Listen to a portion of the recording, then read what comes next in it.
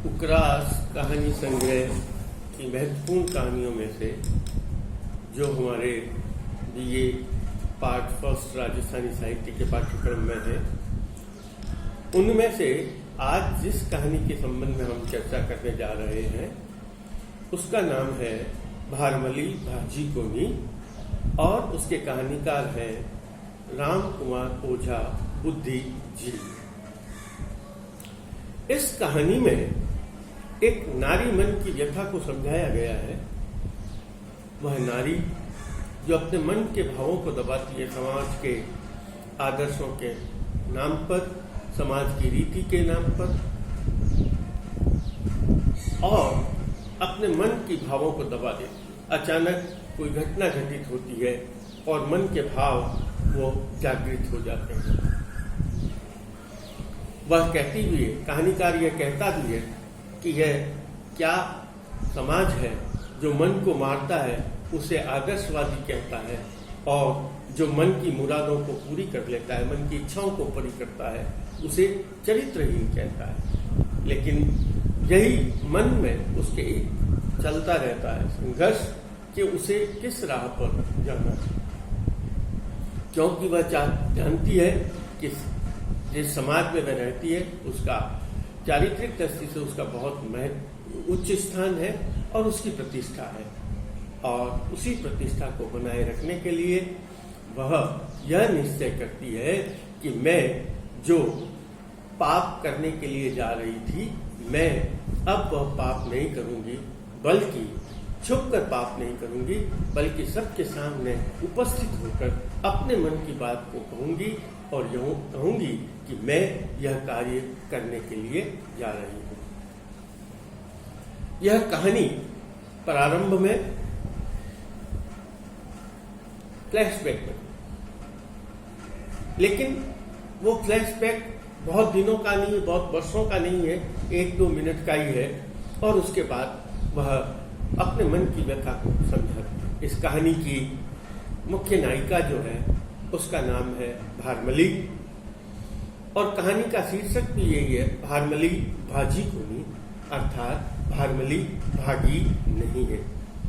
यहाँ भागने का अभिप्राय है भारमली ने अपने जीवन की मर्यादा को भंग नहीं किया, भारमली ने अपने जीवन के आदर्शों को भंग नहीं किया, समाज की मर्यादा को उल्लंघन नहीं किया। यहाँ इस कहानी में रात्रि का वर्णन है, जब सूर्य की किरणें छिटक रही है, रात का दूसरा प्रहर है, और दूसरे प्रहर के होते होते ही एक पपीहे की आवाज आएगी, और उस पपीहे की आवाज के साथ ही भारमली को यह घर, यह गांव छोड़कर जाना होगा, और वह जाएगी उस चूड़ी वाले के साथ जिससे वह प्रेम करती है।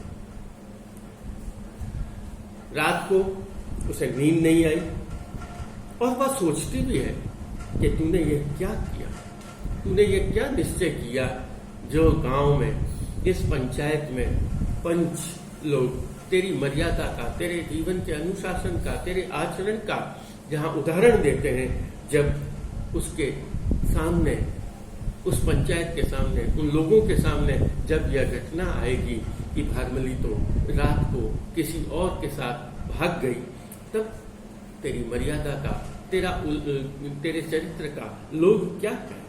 इसलिए वह अपने मन को समझाती है कि नहीं, तू हे भारमली, तू ऐसा कदम मत उठा।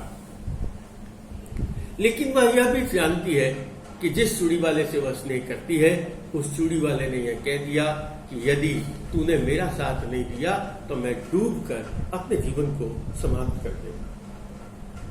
वह कहती है कि उसका ही दोष नहीं है, वह खुद भी इसके लिए जिम्मेदार है, क्योंकि वह तो एक वृक्ष की तरह था और वही उसके जीवन में एक बेल की तरह लिपट गई। यह तो उसने कहा कि मैंने चूंकि जीवन में किसी प्रकार का भोग नहीं किया था, इसलिए मेरा जीवन में अभी तक वह युवावस्था कायम थी, लेकिन अन्यथा उसकी भी उम्र हो गई थी।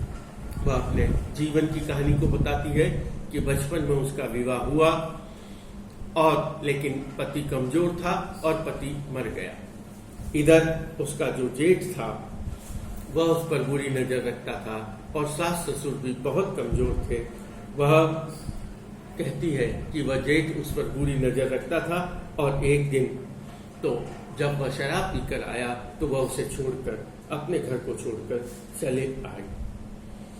अब जब वह ससुराल को छोड़कर आई तब उसके बाद जब उसके पति की मृत्यु हो गई थी, समाज ने उसके ऊपर वर्जनाएं लगानी प्रारंभ कर दी थी। उसके घर में कोई नहीं था, माता पिता बहुत ही कमजोर और अशक्त थे। उन माता पिता का उसे सहारा बनना पड़ा। उसके परिवार में माता पिता के उसके अलावा और कोई भी संतान नहीं थी। उसने अपने घर की गवारी को संभाल लिया और अपनी चरित्र की मर्यादा को प्रतिस्थापित किया। समाज में लोग उसका उदाहरण देने लगे। वह लोगों के काम आती, लोगों प्याऊ में पानी पिलाती और आने जाने वाले लोगों की सेवा करती थी। और इसी क्रम में चलते हुए जब वह अपने प्याऊ में बैठी हुई थी तब एक चूड़ी वाला आया था और वह चूड़ी वाला भूख प्यास से व्याकुल था, त्रस्त था। उसने उस चूड़ी वाले को पानी पिलाया, खाना खिलाया और वह उसे देखकर बहुत प्रभावित भी हुई। एक तरह से उस चूड़ी वाले के जीवन की रक्षा उसने की, लेकिन उसके मन में उस चूड़ी वाले को देखते ही एक मन में न जाने क्या भाव उत्पन्न हुआ था और वह अपने मन को समझाती है, भारवली तू क्या करने जा रहा है। लेकिन यहाँ उसके मन का संघर्ष सामने आता है। एक तरफ उसके समाज की मर्यादा, परिवार की मर्यादा, गांव में उसकी प्रतिष्ठा, लेकिन वह धीरे धीरे उसके प्रति आकर्षित होने लगे। उसे लगता यह चूड़ी वाला बहुत कमजोर है, बहुत मेहनत करता है, लेकिन खाता कुछ नहीं। एक दिन उसने प्रस्ताव दिया कि तुम यहीं आकर खा लिया करो। जब वह चूड़ी वाला चूड़ी बेचता तब और चूड़ी के लिए आवाज लगाता तब वह अपनी सूनी कलाइयों को देखकर निराश हो जाती और वह सोचती इन हाथों में तो चूड़ियां होनी चाहिए थी, लेकिन परिस्थिति बस समाज की परंपराओं के कारण वह चूड़ी नहीं पहन सकती। अब उसने कहा कि तुम मेरे यहाँ खाना खाओ। तब उसने कहा कि मैं केवल मुफ्त में तुम्हारे यहाँ खाना नहीं खाऊंगा। तब वह भारवली उसे प्रस्ताव देती है कि तुम अपने व्यापार में मेरा भी एक शेयर कर, मैं भी तुम्हारे व्यापार में हिस्सेदार बन जाऊं। अब वह चूड़ी वाला रोज उसके यहाँ खाना खाने लगा और एक दिन उसे यह लगा कि बहुत कष्ट पाता है ये अपनी पेटी खाकर घूमने के लिए, इसलिए इसके लिए रेहड़ी बना दी जाए। और वह रेहड़ी बनवा देती है। अब वह रेहड़ी लेकर जाने लगा। एक दिन वह उसे प्रस्ताव देता है कि हे भारवली तू भी तो कभी चूड़ी पहन, लेकिन उसने कहा कि मैं चूड़ी नहीं पहनती, तुम अपनी चूड़ियां किसी और एक दिन बेचो। वापस कहानी जहां से प्रारंभ हुई वह उस अंधेरी रात में घूम रही है, इधर के उधर, और उसके मन में विचारों की लहरें उठ रही है। यहाँ वह देखती है तारे भी धीरे धीरे ढलने लग गए। वह सोचती है कि ये तारे भी जो है उसको देखकर हंस रहे हैं, उसके मन के भावों को देखकर हंस रहे हैं, उसकी हंसी उड़ा रहे हैं।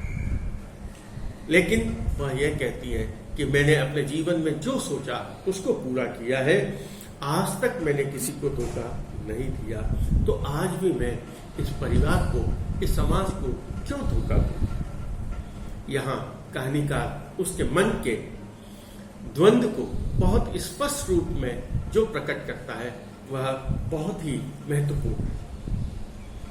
वह लिखता है, समाज मन मार बैठन वाले ने सरावे, पर मन री मुराद पूरी करे उन्हें छिनाल बतावे। मैं कंठा ताई धापजी ढूंढी मरजात सू, करतार रंग रूप दियो अरमान दियो, उन्होंने रेत में डाल परी परमात्मा ने सामने काई उथल दूं। और जब यह विचारों में डूबती है और विचारों का सागर जब उसके मन में लहराने लगता है, तब वह बहुत बेचैन हो जाता है। वह अपने मुंह को पानी से छींटे देकर जैसे कोई चेतना व्यापक वापस लौटा रही हो, वापस वह चेतन हो जाती है। वह दीपक जलाती है, अपनी बक्सा खोलती है और उस बक्से में से एक दर्पण निकालती है, एक कंघा निकालती है, अपने बालों को बनाती है और उसके साथ ही एक सिंदूर की बिंदी भी लगाती है। और वह सिंदूर की बिंदी लगाकर वह चौक में आ, उसे लगा उसके घर की दीवार के सहारे बनी हुई जो चमेली की बेल है वह उसे आवाज दे रही। वह उसमें पानी डालती है और यह कहती है, हे चमेली बहन, अब तक मैं तुझे पानी पिलाती रही थी, अब तू अपने दमखम पर जीना। नीम के पत्ते भी जैसे कोई उड़ उड़ कर उसे आवाज दे रहे थे। उसे लगा कि इस बसंत ऋतु में यह पतझड़ कहां से आया, और इसी लगा कि वास्तव में ऋतु के अनुसार पत्ते नहीं झड़ते, बल्कि उम्र आती है तब यह पत्तों का झड़ान शुरू हो जाता है।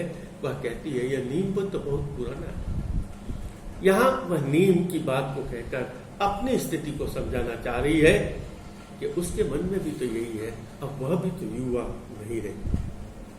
लेकिन वह कहती है, मैं तो अभी तक अखंड कुंवारी हूं, मेरे जीवन में आनंद कभी आया ही नहीं, मेरे मन में जो प्रेम का भाव था वह कभी सूखा ही नहीं, और वह प्रेम सूख गया था, अब उसे वापस जीवित करने का मौका आया है।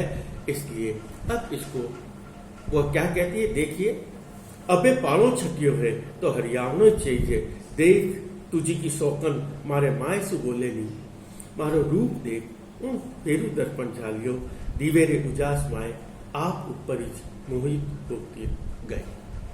और वह अपने रूप पर मोहित होती है। लेकिन तभी एक और घटना घटित होती है। उसे दर्पण में अपने बालों की एक लट दिखाई देती है जो सफेद हो चुकी है, और वो कहती है, महात्मली यह देख, यह क्या सच्ची है या झूठ, तसल्ली से देख, तेरे बाल तो सफेद होने आ गए, 1 नहीं, 2 नहीं, 3 नहीं, बहुत सारे बाल सफेद हो रहे हैं। और वे कहते हैं, तूने तो आज दिन तक तेरे इन बालों को देखा ही नहीं। वो कहे, आज दिन तक तो मैं पानी में चेहरा देखकर अपने बालों को बनाती रही, और यह दर्पण तो वर्षों से इस पेटी में बंद था। भारमली अपने पास जो खाट बिछी हुई थी उस खाट पर सो गई। उसे लगा मानो वह चूड़ी वाला उसे देख रहा है, उसके सिर पर हाथ फेर रहा है। रात के अंधेरे में वास्तव में कोई हकीकत दिखाई नहीं देती, लेकिन वह कहती है कि आज दिन तक उसने कभी मुझसे आराम से बैठकर, मेरे पास वो बैठा ही कहाँ था, दूर दूर से बात हो रही थी, और इसी बातों में उन्होंने यह तय कर लिया था कि अब हम इस गांव में नहीं रहेंगे, विवाह करेंगे और इस गांव से भाग जाएंगे।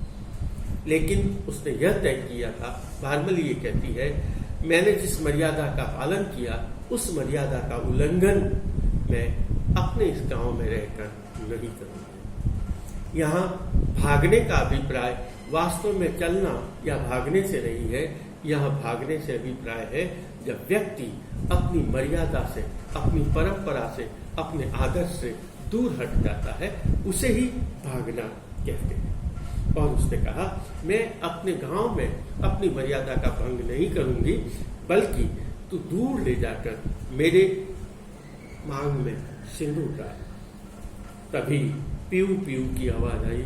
उसे लगा कि चूड़ी वाला जो पीऊ पीऊ की आवाज, पपीहे की आवाज निकालता है, वह आ गया है।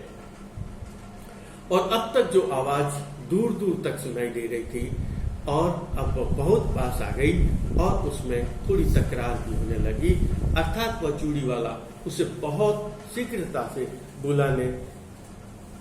बुलाना चाह रहा था और वह चाह रहा था कि भारमली उसके पास पहुंच जाए। अब उसके मन का फिर द्वंद्व यहाँ सामने आता। वह कहती है,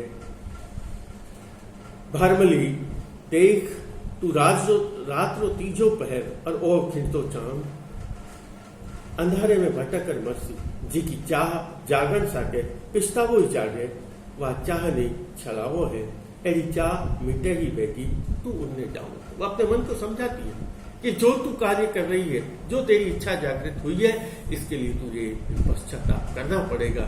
इसलिए इस इच्छा को, इस चाह को यहीं समाप्त कर।